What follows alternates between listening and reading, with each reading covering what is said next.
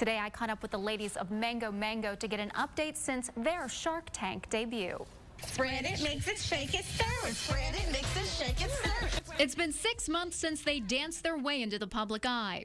And every day just gets better and better for Mango Mango. We've been busy, blessed. Call it years of hard work. Call it the Shark Tank effect. Call it sweet success. The Hampton Company received 15,000 orders in the first 48 hours after the September 27th show.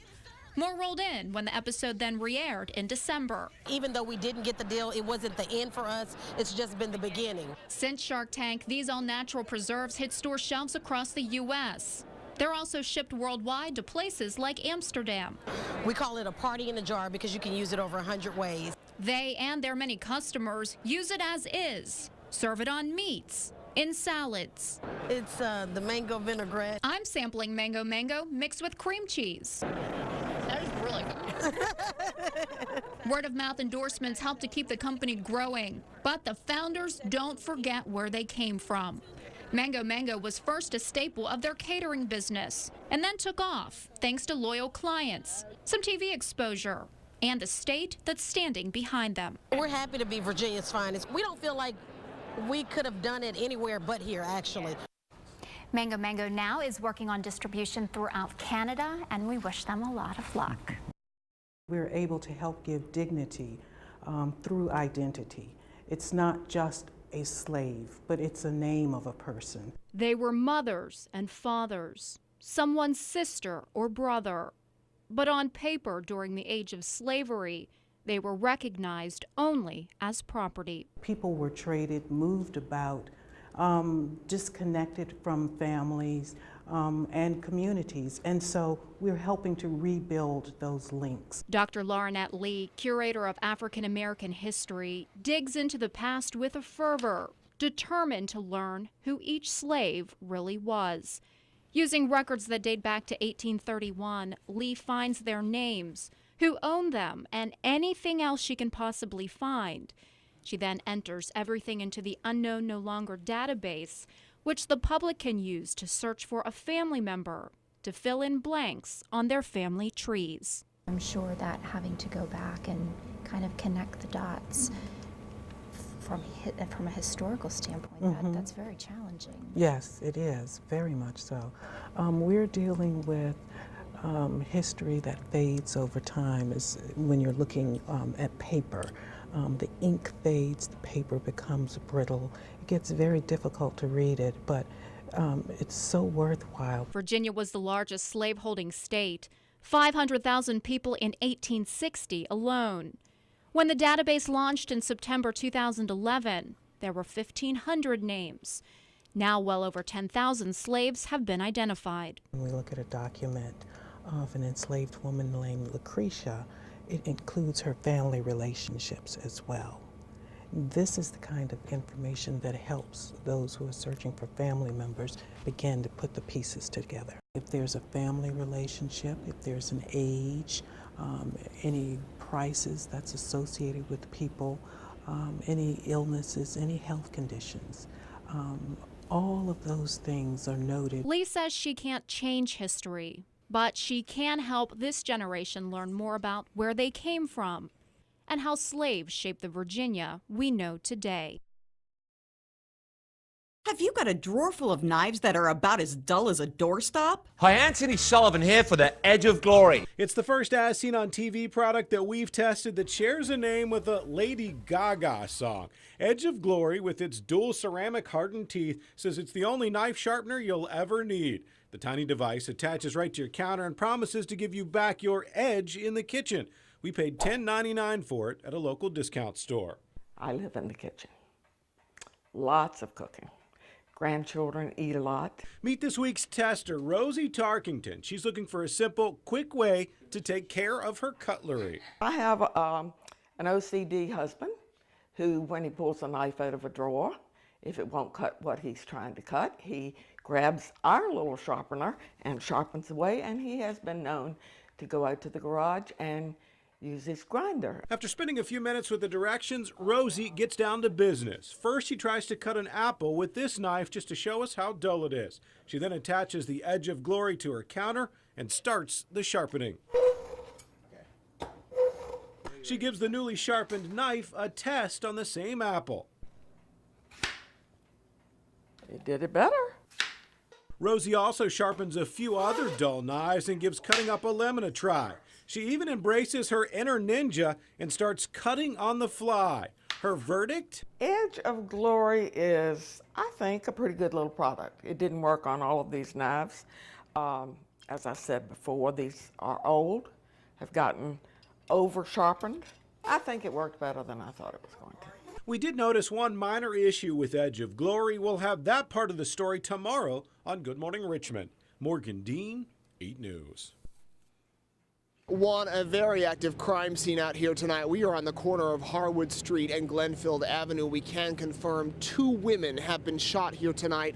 One is dead, the other is recovering at the hospital. You can see behind me a lot of officers are out here conducting their investigation. When we swing around here, there's a lot more officers up here. It's a very extensive crime scene. It continues onto South Lawn Avenue where more officers are working. Now, here's what police are telling us right now. The call came in around 7 o'clock that 2 women had been shot. When officers arrived minutes later, they found one woman outside one of the apartments, another woman about a block away. This is a shooting that occurred right in the middle of Hillside Court, right in the Commons area. It extended for many yards between where the one woman was shot and the second woman was shot.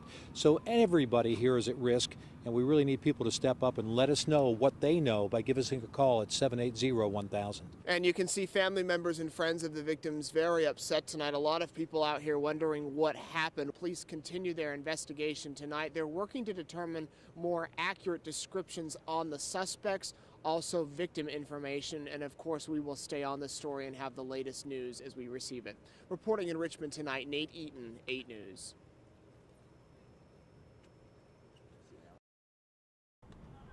This home video shows just how explosive the fire was at this Super 8 motel this morning. I opened up the door and saw the flames down the end of the hallway. The fire actually stopped like 3 or 4 doors down from my room. Guests who are staying here are grateful. The fire may have completely destroyed a portion of the motel, but everyone made it out safely. So I came out and saw the fire going on the 2nd floor. Immediately started doing a room-to-room search. Fire officials say the first call for the fire came in around 1:30 this morning. 80 firefighters from Hanover and surrounding counties battled the blaze for nearly 3 hours to get it under control. Crews say when they arrived, the 31 guests at the motel had already made their way out thanks to a team effort. It was 2 babies in the room, and with their parents, they was knocked out asleep. We had to bang and bang, bang, bang at the door to get them out, but we got them out safely. Authorities say the fire started in this breezeway. In these 2 rooms behind me received the most damage. They were vacant at the time of the fire, but you can see that they are completely gutted. There was nothing but billows of smoke. I didn't see the flames until I got around the corner to check on my parents, and then that's when I saw the flames, and that's when it really hit me. One firefighter suffered minor injuries but was treated at the scene. Guests were allowed back in the building to pick up their belongings and were relocated to the Days Inn next door. Early estimates for damage to the building is $1 million. In Ashland, Chelsea, Washington, 8 News. The 8 Sports Blitz is brought to you by Haley Buick GMC. Experience Buick. Experience Haley Buick GMC. Welcome into another fantastic edition of the 8 Sports Blitz. It's the final week of the regular season for most schools. And Phil, that means we start with our game of the week. Varina hosting Highland Springs. Both teams ranked in the top 5. The winner advances to the playoffs. The loser, they go home. Their season is over. A sold-out crowd on the east end of town. First quarter we go. Still scoreless, but Brandon Wood will change that. He'll keep it himself on this one. Get to the sideline. Watch him break the tackle, Phil. 40 yards for the touchdown. Varina up 7-0. Same score right before the half. DJ Johnson looking for something, keeping the play alive, but he is sacked by Leander Cutler. Varina up 7-0 at the break. Third quarter, Varina with some insurance. Herb Anderson in from 8 yards out. Blue Devils up 14-0. So desperation time for Highland Springs. Johnson scrambling here. He is just so hard to take down, but he will be hit and then picked off by Larry Spears. That will seal it. Verina wins the Capital District 20-0 in this rivalry game. They're going to the playoffs, and Stu Brown gets the championship belt. A little discount double check. It feels good, but, you know, we're Capital District champions. We made our way into the playoff. We got a belt, we got a rivalry trophy, and we got a home field playoff game, so that means a lot. The 8 Sports Blitz is brought to you by Haley Buick GMC. Experience Buick. Experience Haley Buick GMC. Athena Cosby, when you go to sleep, this guy's going to haunt your nightmares. My goodness. Aaron Birnbaum staying cool in the face of pressure. He counters the blitz with a flip to Tyler Fitzgerald. Fitzgerald's going to do the rest. 49-yard catch and run. 8-0 Cosby at the half. Move to the fourth quarter now. 15-0 Titans until Justin Joyce to Daniel Jackson, who hauls it in at the 4-yard line. Trojans score on the next play to cut the lead to 15-6, but Cosby would hang on late. Nick Williams, the 6-yard touchdown run. No upset for Midlothian this time. Titans win it 22-6, the final. It has had Verina's number the last couple of years, but this game on the east side of town. Herm up 7-3, third quarter. Watch this hit from Verina's Tim Harris. Ouch. It was that kind of game, Phil. Same score. Fourth quarter, Verina's Herb Anderson, 7-yard touchdown run. Blue Devils up 10-7. Back come the Panthers. The big man, Derek Green, on the carry. In from 4 yards out. Panthers now up 14-10. A wild fourth quarter. Verina with some trickery on this play. That puts Herb Anderson back in the end zone. Blue Devils up by 3, but Hermitage would drive down the field. Joe Stiebel sends it through the uprights. We're headed to overtime, 17-all. Verina up first. 4th and goal. Darius Goodman, a huge tackle for the Panthers. So Herm just needs a field goal for the win. Joe Stiebler, good from 28 yards. Number 1 Hermitage beats number 2 Verina 20-17 in a wild one.